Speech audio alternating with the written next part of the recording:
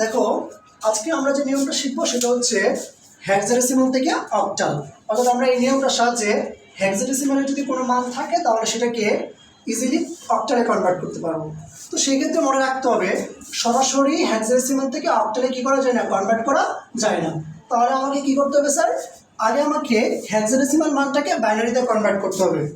বাইনারিতে কনভার্ট করার পর দেন বাইনারি মানটাকে কী করতে হবে, অক্টালে কনভার্ট করতে হবে। তাহলে আমরা একটু দেখি যে হেক্সাডেসিমাল থেকে বাইনারিতে কীভাবে কনভার্ট করব। তো হেক্সাডেসিমাল থেকে বাইনারিতে কনভার্ট করব হচ্ছে 8421 লিখে রাফ করে। কী লিখে বলো তো? 8421 লিখে রাফ করে। দেন হচ্ছে বাইনারি মানটাকে আমরা অক্টালে নেব। বাইনারি মানটাকে কীভাবে অক্টালে নেব? প্রথমে আমরা বাইনারি মানটাকে 3 বিট করে সাজাবো। কয় বিট করে সাজাবো? 3 বিট। সাজানোর পরে আমরা 421 লিখে রাফ করে তারপর কোথায় যাব? অক্টালে যাব। তাহলে আমরা একটা ম্যাথ দেখি। এখানে ধরেন একটা ম্যাথ আছে, up the point date. Up the point কি? ডেট। এই মানটা হেক্সাডেসিমালে আছে, এটাকে আমরা অক্টালে কনভার্ট করব। এই 16 থেকে বুঝবো যে এটা কিসে আছে বলো তো? হেক্সাতে আছে।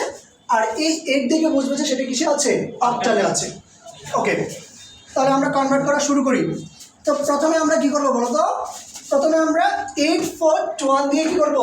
রাফ করবো। তাহলে আমরা 8421 লিখলাম, লেখার পরে রাফ করা শুরু করি। ডি। আচ্ছা বলো তো ডি মানে কি বলো তো? ডি মানে হেক্সাডেসিমালে কত হয়? 13। তাহলে 13 সংখ্যাটা বানানোর জন্য এখানে আমার কাকে কাকে অ্যাক্টিভ করা প্রয়োজন বলো তো?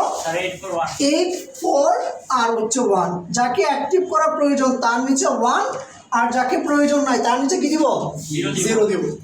তাহলে এখানে 1101।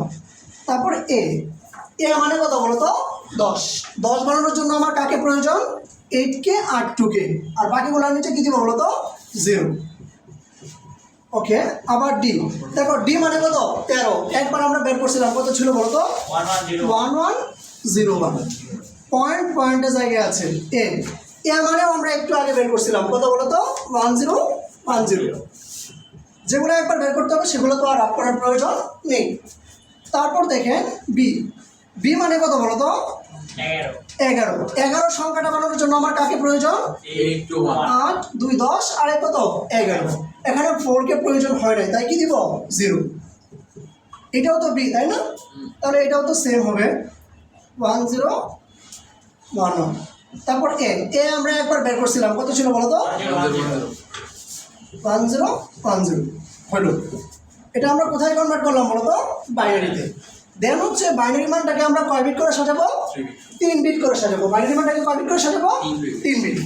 তাহলে বাইনারি মানটাকে আমরা 3 বিট করে সাজাই। তো সাজানোর সিস্টেমটা হচ্ছে পয়েন্টের বাম পাশের গুলো বামে যাব, ডান পাশের গুলো কি বলো তো? ডানে যাব। তাহলে সাজানো শুরু করি 3 বিট করে। এই যে 3টা বিট নিলাম 0 1 0। তারপরে এই যে 3টা 1 1 1। তারপরে এই 3টা 0 1 1। তারপর এই 3টা 1 0 1। তারপর এই 3টা 0 1 0। তারপর শেষে একটা থাকে, কিন্তু আমাকে বানাতে হবে কয়টা বলো তো? 3টা। তাহলে বাম পাশে কয়টা শূন্য অ্যাড করবো বলো তো? 2টা। ওকে, এখন এগুলো এই পাশে 1 1 0 1 1 0 1 0 1 1 0 1, তাই তো? ওকে, এখন এটাকে আমরা কনভার্ট করি। এটা মুছে দিলাম। আচ্ছা, এটা কনভার্টটা দেখো, এটা কি দিয়ে রাফ করতে হবে বলো তো? 421 দিয়ে। তাহলে 421 দিয়ে রাফ করি।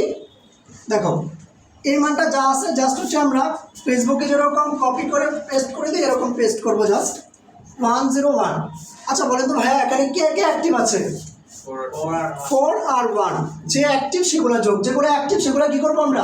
যোগ করবো। তাহলে 4 আর যোগ করলে কত হয় বলো তো? 5। আচ্ছা, এই ভ্যালুটা আর এই ভ্যালুটা কি সেম না? তাহলে এখানেও কত আসবে বলো তো? 5। তারপর এটা 110। এখানে কে কে অ্যাক্টিভ আছে বলো তো? 4 আর 2। অ্যাক্টিভগুলোকে যোগ, তাহলে 4 আর 2 কত হয়? 6। এখন এইটা আর এটাও কি আমার সেম না বলো তো? তাহলে এটাও কত হবে? 6। এখন এটা 0 1 0। এখানে কে অ্যাক্টিভ শুধু বলো তো? 2 অ্যাক্টিভ। ওকে, তারপর এটা 1 1 1, এখানে কে কে অ্যাক্টিভ বলো তো? সবাই অ্যাক্টিভ। তো সবগুলোকে যোগ করলে কত হয়? 4 আর 2 6, 6 আর 1 কত? 7। ওকে, তারপর এটা 1 1 0, এখানে কে কে অ্যাক্টিভ বলো তো? 4 আর 2, তো 4 আর 2 যোগ করলে কত হয়? 6 হয়। ওকে, তারপর এটা, তো এটা কত হয়? 1 0 1, কে কে অ্যাক্টিভ? 4 আর কি 1, তাহলে 4 আর 1 কত হয় বলো তো? 5, 4 আর 1 কত হয়? 5। তারপর 0 1 0, 0 1 0, এখানে কি অ্যাক্টিভ বলো তো? শুধুমাত্র 2 হচ্ছে অ্যাক্টিভ। ওকে, তারপর হচ্ছে 0 0 1, এখানে কি অ্যাক্টিভ বলো তো? শুধু 1, তাহলে 1 লিখলাম। ওকে, তাহলে আমাদের অঙ্ক শেষ। এখন 1 2 5 6 7 2.665 লিখে দিলাম। এটা হচ্ছে আমাদের ম্যাথ। তাহলে দেখেন, এই নিয়মটা যদি পারেন তাহলে হেক্সা থেকে তো অক্টালে নিতেই পারবেন, সাথে করে আমরা হেক্সাডেসিমালকে বাইনারিতেও নিতে পারবো, বাইনারি মানকে অক্টাল নিতে পারবো। সব করে নিয়ম আমরা একসাথে শিখে গেলাম। ঠিক আছে, তো আজকে এই পর্যন্তই। আল্লাহ হাফিজ।